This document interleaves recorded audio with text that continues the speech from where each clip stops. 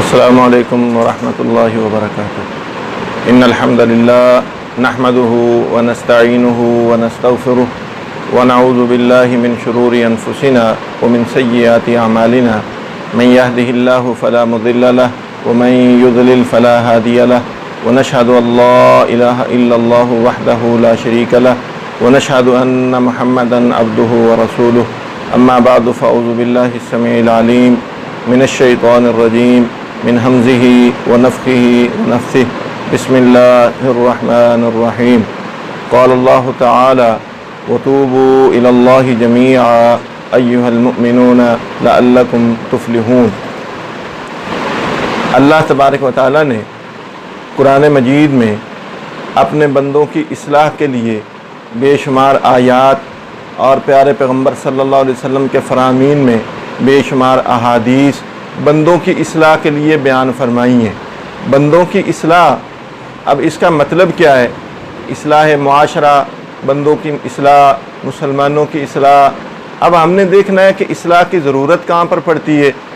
کیا انسان ابتدائی طور پر اگر خراب ہے تو پھر بھی ہمیں اس کا دیکھنا چاہیے کہ اس کی خرابی کیوں تھی۔ اگر یہ ابتدائی طور پر یہ ٹھیک تھا تو بعد میں اس میں خرابیاں آئی ہیں تو کہاں پر آئی ہیں۔ اب پہلے ہم دیکھتے ہیں کہ یہ ابتدائی طور پر یہ اگر ٹھیک تھا تو پھر بگاڑ کیوں آیا اور اس کے ٹھیک ہونے کی گارنٹی کہاں پہ ملتی ہے۔ اللہ تبارک و تعالیٰ نے جب انسان کی ابھی تخلیق نہیں ہوئی تھی، انسانوں کی ارواح کو پیدا فرمایا تھا، تو تمام انسانوں کی ارواح سے اللہ تبارک و تعالیٰ نے سوال کیا تھا الست بربکم۔ تو تمام ارواح نے، یعنی تمام روحوں نے، چاہے کوئی دنیا میں آ کے مسلمان رہا، چاہے کوئی دنیا میں آ کے کافر رہا، چاہے کوئی دنیا میں آ کے مشرک رہا، جیسا بھی ہوا، لیکن اس کی روح جو ہے وہ ابتدائی طور پر ٹھیک تھی۔ اس کی روح نے توحید ربوبیت کا اقرار کیا تھا۔ اللہ تبارک و تعالیٰ نے سوال کیا الست بربکم، تو سب نے کہا تھا قالوا بلا، یا اللہ کیوں نہیں۔ تو اس کا مطلب ہے کہ روحانی طور پر انسان ٹھیک تھا۔ اب آگے اس کے جسمانی مسئلہ کہ جسمانی طور پر اگر اس میں کہیں بگاڑ آیا ہے تو پھر دیکھتے ہیں کہ انسان یہ ابتدائی طور پر اس کا وجود ٹھیک تھا یا غلط تھا۔ تو حدیث ملتی پیارے پیغمبر صلی اللہ علیہ وسلم کی۔ اللہ کے پیغمبر صلی اللہ علیہ وسلم نے فرمایا کل مولود یولد علی الفطرہ فابواہ ان یحودانہ او ینصرانہ او یمجسانہ، کہ انسان پیدا ہونے والا بچہ دین فطرت پر پیدا ہوتا ہے، پیدا ہوتے پیدائشی طور پر مسلمان ہوتا ہے، تو جب بڑا ہو جاتا ہے وہ سنبھالنے کے قابل ہو جاتا ہے، چلنے پھرنے کے قابل ہو جاتا ہے، ماں باپ کا کہنا ماننے کے قابل ہو جاتا ہے، معاشرے کو سمجھنے لگ جاتا ہے، تو پھر اس وقت اس میں بگاڑ اگر آتا ہے تو اس کا مطلب ہے کہ پیدائشی طور پر ٹھیک تھا، روح بھی اس کی ٹھیک تھی اور اس کا جسم بھی ٹھیک تھا۔ اب دیکھتے ہیں کہ اس میں بگاڑ آیا کہاں پر ہے۔ اللہ تبارک و تعالیٰ نے جب انسان کی تخلیق فرمائی تھی تو شیطان نے اللہ کو چیلنج کیا تھا، یا اللہ میں اس پر حملہ کروں گا، میں اس میں بگاڑ پیدا کروں گا، مجھے تیری عزت کی قسم میں اس کو ضرور گمراہ کروں گا۔ تو اب بگاڑ آیا انسان کے پیدا ہونے کے بعد، بگاڑ آیا اس کا روح اور جسم کا ناطہ قائم ہونے کے بعد۔ جب روح اور جسم کا ناطہ قائم ہوا تو ایک انسان بنا۔ اب اس میں بگاڑ کہاں پہ آیا؟ پہلا بگاڑ آیا اس کی نظر میں۔ اب نظر کا بگاڑ بڑا خطرناک بگاڑ ہے، اور نظر کا بگاڑ بعض اوقات انسان کے ایمان کو بھی لے جاتا ہے اور اس کی جان کو بھی لے جاتا ہے۔ اس کی بے شمار مثالیں ملتی ہیں۔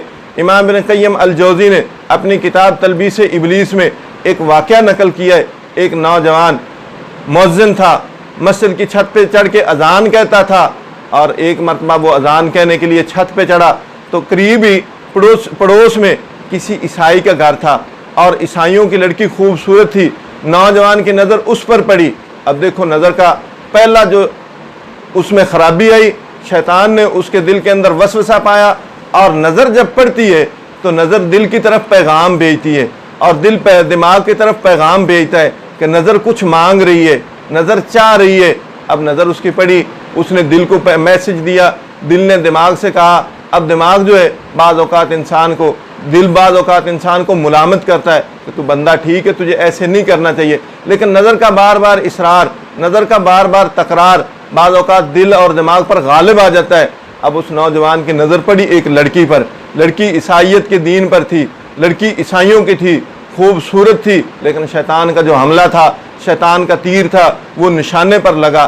اللہ تبارک و تعالیٰ نے فرمایا وَلَقَدْ صَدَّقَ عَلَيْهِمْ إِبْلِيسُ ظَنَّهُ، شیطان نے اپنے گمان کو سچ کر دکھایا اور اس نے اس کی نظر پر جو پہلا حملہ کیا۔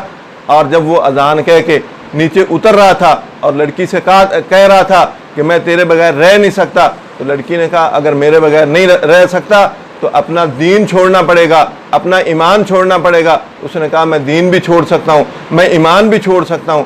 جب وہ مسجد کی چھت سے نیچے اتر رہا تھا تو کہیں سے پاؤں پھسلا اور گرا، اور اس کے چوٹ اتنی سخت آئی، اس کی جان بھی گئی، اس کا ایمان بھی گیا۔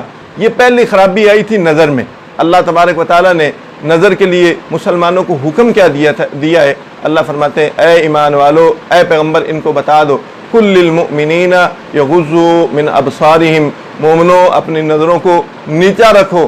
سبھی ان کو کہتے ہیں، سبھی مجھ کو کہتے ہیں کہ رکھ اپنی نظر نیچی، کوئی ان کو نہیں کہتا کہ نہ نکلو تم عیاں ہو کر۔ اللہ تبارک و تعالیٰ ہمیں ہماری اس خرابی کو، جو نظر کی خرابی ہے، معاشرے کی اصلاح میں تبدیل کرنے کی توفیق عطا فرمائے، اور ہماری نظروں کے اندر، ہماری آنکھوں کے اندر اللہ تبارک و تعالیٰ حیا پیدا کرنے کی توفیق عطا فرمائے۔ آخر دعوانا الحمدللہ رب العالمین۔